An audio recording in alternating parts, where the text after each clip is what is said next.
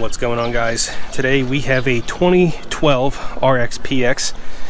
Just came in. The owner said it is getting the P0106 code, and he also feels that the supercharger is not building up any boost.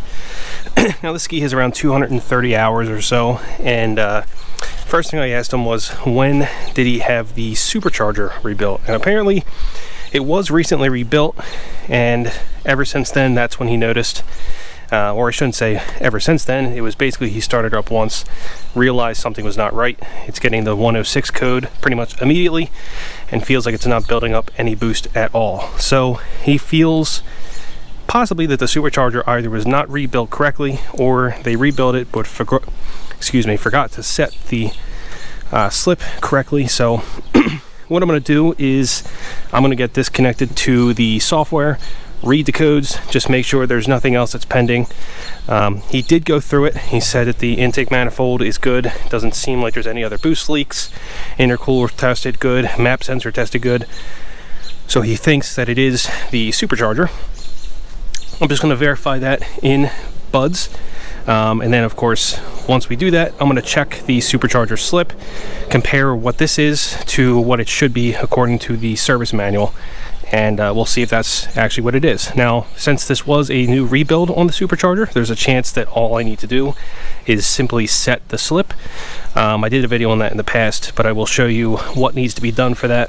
But again, we'll get to that in a few minutes. So first thing I'm going to do is go ahead and pull the seat off, pull the cover, lift it, get it connected to the software, and we'll see what's going on. Alright, and here you can see we are connected to buds. I also have the battery tender connected, so it's connected to my EcoFlow. Obviously, I'm not sure if you guys use any of the diagnostic software or not, but you know, once the battery gets to a certain voltage with it on standby, which it is right now, it gets low enough, and then it kind of just turns off the CAN bus and the diagnostic signal and all that stuff. So I generally try to keep a battery tender connected just to provide somewhat of a charge, so that I can use the diagnostic software and not have to fight with the battery. And you can see here we have 224 hours on here, and yeah, quite a bit of faults. There's actually a substantial amount of faults in here. So some of these are older, some are GPS signal related, low voltage issues, tops switch, which is your tip over prevention, or whatever that is. We have some H-bridge, IBR stuff, cluster. So I'm going to, by the way, and the one that he was referring to is the P0106, which is the manifold intake pressure sensor out of range. Now, the 106 can be triggered for a range of reasons, but basically what it's saying is the pressure that it's expecting to see, it is not seeing. So it could be that the pressure is too high, or that it's too low. Basically, it's out of the range that it's expecting. There is some variation that it can expect, but if you get the 106, it means the variation is too great, and you can see there's 63 counts of that. The other ones, we have low voltage connection, or low voltage detected on the IBR, C2161, 65 counts of that. Any of the voltage ones we can kind of eliminate because they're usually just battery related, and that could be if it's a slow crank because the battery's low, that'll trigger a bunch of faults. So we don't really need to pay attention to that. But you can see there's a few, the U0129, again, that could just be because of low battery. We do have a P2428, which is high exhaust temperature. That's recent. That's actually in the last 10 minutes of runtime.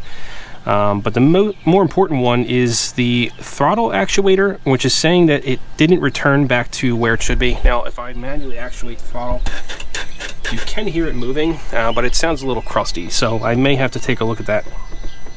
But certainly P0106 is our main factor here. So I'm going to clear all of these codes. Nothing came back immediately, which means we're not having any immediate electrical problems, which is good.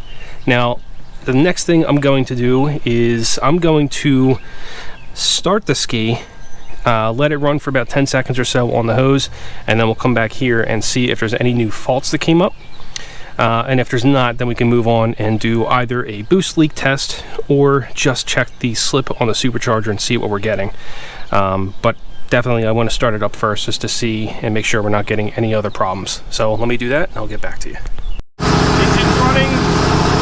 We do have an IBR for low voltage. It was a slow crank, so that makes sense.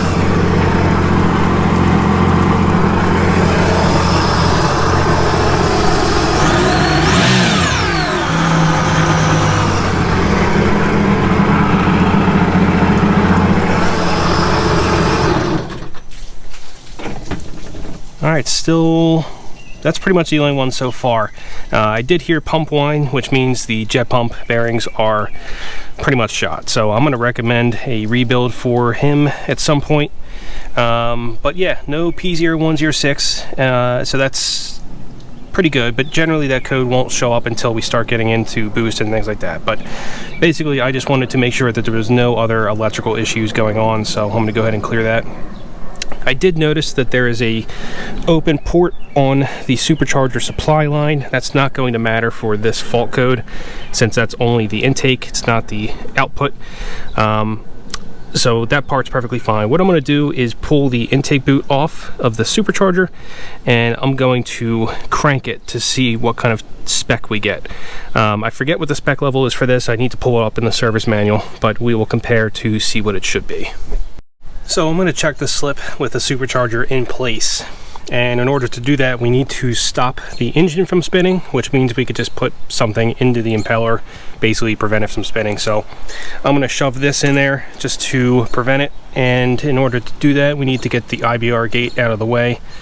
So I'm just going to put this all the way up, and if that worked, yes, this should be all the way up now. And you can see we get direct access to the supercharger or the impeller, and if I just put this in there like so, that will keep the impeller from spinning. So now we can go ahead and twist the supercharger compressor wheel and the engine will not move, which means we can check the slip. Looking at the spec here, we can see that a good supercharger should be in the range of 8 Newton meters to 12 Newton meters. So I have the broomstick in there, I have my torque gun ready to go. So it's gonna be a little hard to film here, but I'm going to get this on, twist just a couple times here to get a good reading, and the highest rating we get is 10 Newton meters. So that's where it should be. It's right in the middle, precisely in the middle actually. So that is most likely not our issue. It's got to be something else. So I'm going to play around in here and see what else I can find. Next step is to do a boost leak test. Now, I'm not exactly sure what the peak boost level is supposed to be on the ski, so we're going to test it up to 15 psi, which should still be slightly higher than it needs to be. So in order to do that, I'm going to break out my pressure tester, which is pretty much standard for all skis. We're just going to cup it on the front of the supercharger face.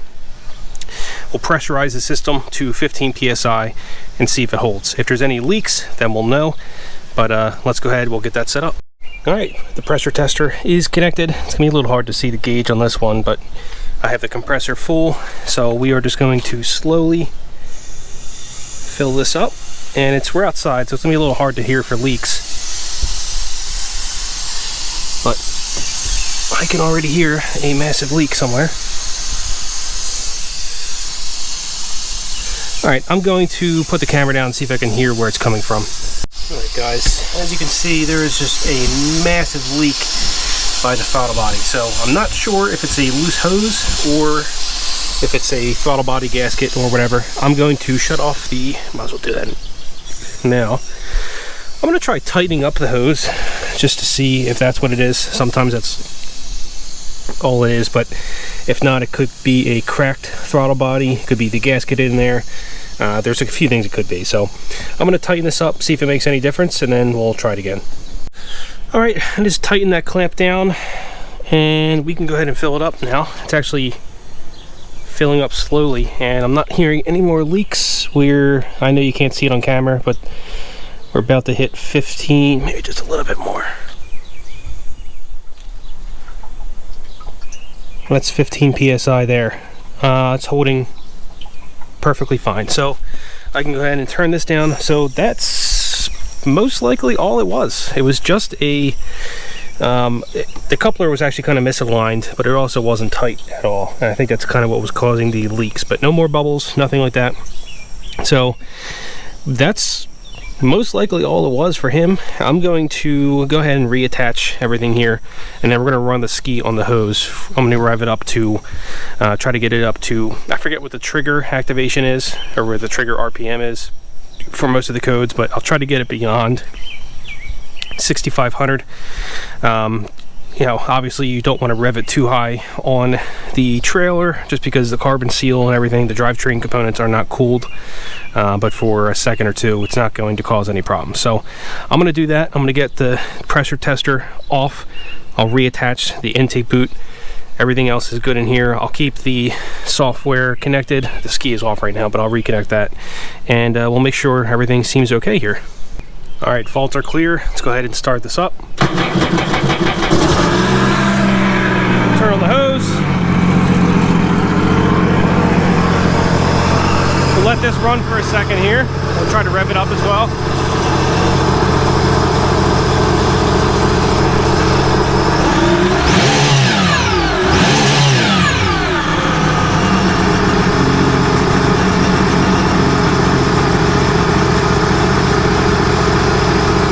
So far, everything seems fine. No faults.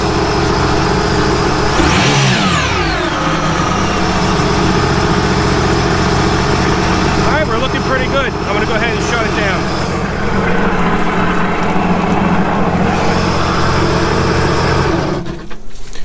down. All right, you saw it. No fault codes. Everything seemed fine. Air pressure was looking good. I know there's no load, so it's not going to be pretty accurate, but everything seemed good to go. I'm going to go take a look through here and see if I can check out anything else, and I'll come back. Alright guys, that's it for this one. This was a pretty quick video. I don't know what the final time is going to be, but it just goes to show that the codes can be anything. The owner, I'm sure, is going to be quite happy to know that his supercharger is perfectly fine, and that it was just a loose / awkwardly placed hose clamp. Basically it was sitting on the bead, and it was also loose, so all the air was just kind of escaping. I could barely get it to 2 psi, but after re-clamped it, it's good up to 16 psi, so that certainly explains the P0106 code he was getting. And I know this video is probably going to have the code description in the title, so I just want to preface this by saying this generation ski does not have that common split intake manifold problem that you see on the 300s, most pertinent to the 2018 to 20 whatever they are now, not the 325s. They tend to have, that has a redesigned intake manifold. I haven't seen any split manifolds on the 325s yet, but if you have a SeaDoo 300 and you are getting that P0106 code, you most likely have a split seam in your intake manifold here. It's kind of hard to see on this one, but if I ever have a 300 come in for a split intake manifold, I will certainly point that out. But basically that 106 code means that whatever the ski is expecting to get pressure wise from that map sensor, it is not seeing it. So if it's running at wide open throttle and it expects to see around 15 psi or so, and it's only getting 2, it's going to throw that code. Basically just lets you know that something's going on with the pressure inside the intake manifold. So this was an easy fix. I was certainly expecting to need to pull the supercharger to recalibrate it or kind of set the clutch washers, especially because the owner said it was rebuilt and he just thinks it was not put together correctly. It just happens to coincide with the fact that whoever did the supercharge work, I guess they did not reattach the intake boot on the throttle body, so it just kind of aligned, and he thought that whoever rebuilt the supercharger just did so incorrectly.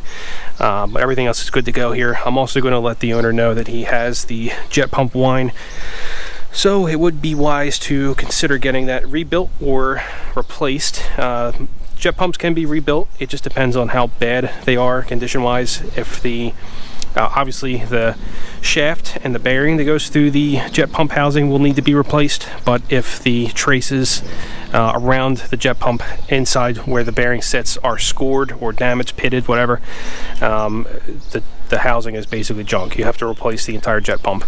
I very rarely see it get to that point. Normally you can just replace the bearing, the seals, the impeller shaft, and call it a day. So if he decides he wants to get the jet pump rebuilt, I will certainly put that on the channel. I have the press and everything you need to do so. It's really not that difficult. This one actually has the original design. There is a redesigned seal system. It's kind of better at keeping the water out of the jet pump, but that's, you know, if we get to that. So that's it for this one. If you guys have any questions, please feel free to leave a comment.